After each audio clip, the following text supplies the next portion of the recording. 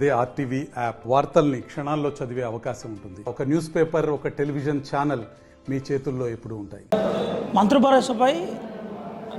రైతు భరోసాపై ఈరోజు అభిప్రాయ సేకరణ జరిగింది. ప్రధానంగా రైతు భరోసాకు సంబంధించిన ఉప ముఖ్యమంత్రి బట్టి విక్రమార్క ఆధ్వర్యంలో ఇదంతా జరిగింది. అయితే ఆదిలాబాద్ ఎంపీ దీనిపై ఏం చెప్పబోతున్నాడు, రైతు భరోసా ఏ విధంగా ఉండాలి, గతంలో రైతు బంధు పేరుతో ఉన్న రైతు భరోసాను ఏ విధంగా కంటిన్యూషన్ చేస్తే బాగుంటుందో ఒకసారి తెలుసుకో అన్న. ఏంది అసలు ఉన్నది? ఎందుకంటే కాంగ్రెస్ పార్టీ ఎన్నికల్లో వాళ్ళకు మేనిఫెస్టోలో ఏం చెప్పింది, వాళ్ళకి ఎన్నికల్లో ఏం చెప్పింది, రైతు భరోసా మేము 15,000 ఎకరాకి ఇస్తామని చెప్పారు. ఎన్నిక అప్పుడు వాళ్ళు ఎక్కడ కూడా కండిషన్ పెట్టలేదు. మళ్ళా ఇప్పుడేమో ఎందుకంటే రైతుల నుంచి మేము సమాచారం సేకరించాలా, వాళ్ళ యొక్క ఆలోచన తీసుకోవాలని చెప్పేసి ఇదొక డ్రాగాన్ చేసుకోవడానికి ఇప్పటికీ 2 విడతల యొక్క రైతు భరోసా, వీళ్ళ మాటలు చెప్పాలంటే రైతు భరోసా రాలేదు. ఒకటే ఇందాక కండిషన్స్ లేవని చెప్పేసి రైతుల్ని వాళ్ళు మోటివేషన్ చేసే కార్యక్రమంలో ఉన్నారు. మేము ఒకటే డిమాండ్ చేస్తూ ఉన్నాం.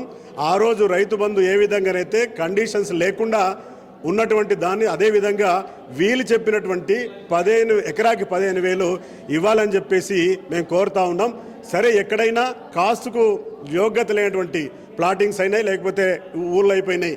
కానీ ఏజెన్సీ ప్రాంతంలో చాలా అటవీ ప్రాంతంలో కాస్ట్కు పనికి రాకుండా, ఎందుకంటే 10 ఎకరాలు ఉన్నా 15 ఎకరాలు ఉన్నా కూడా కొంత కాస్ట్ చేయడం, కొంత మానేయడం జరుగుతూ ఉంది. వాటికి కూడా పరిగణలోకి తీసుకోవాలని చెప్పేసి కాస్ట్ చేసిన వాళ్ళకి, అదే మాదిరిగా కౌలు రైతులకి, అదే మాదిరిగా ఏజెన్సీ ప్రాంతం ఉన్నటువంటి మరి గిరిజనేతరులకు కూడా వర్తించేటట్టుగా ఈ ప్రభుత్వం చేయాలి.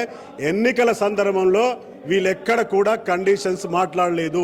కానీ ఈరోజు రైతుల దగ్గర అభిప్రాయ సేకరణ మైండ్ సెట్ తయారు చేసుకుని అభిప్రాయాలు సేకరణ చేస్తున్నారు. ఇది చాలా తప్పు. ఫైనల్గా ఒక విషయం చెప్పండి అన్న. ఉమ్మడి ఆదిలాబాద్ జిల్లాలో ఎక్కువగా ఏజెన్సీ ప్రాంతం ఉంటుంది, కొండ కోనలు. ఏజెన్సీ ప్రాంతాల్లో 10 ఎకరాలు 20 ఎకరాల చొప్పున పట్టాలు ఉంటాయి. దీంట్లో ఒక కటాఫ్ పెడితే ఆదివాసీ రైతుల పరిస్థితి ఏం కాబోతుంది? ఎందుకంటే మేము అందుకే అంటున్నాం, మీరు ఇప్పుడే కండిషన్స్ పెట్టవద్దు. గతంలో ఏ విధంగానైతే రైతు బంధు ఇచ్చారో సీలింగ్ పెట్టవద్దు. మీరు ఒక పక్కనేమో సీలింగ్ కండిషన్స్ లేదని చెప్పేసి మాట్లాడుతున్నారు, మరి రైతుల దగ్గరనే అభిప్రాయ సేకరణ చేస్తున్నారు. చాలా తప్పు. ఎందుకంటే ఉన్నది ఉన్నట్టుగా 15,000 రూపాయలు పర్ ఎకరాకి ఇవ్వాలి.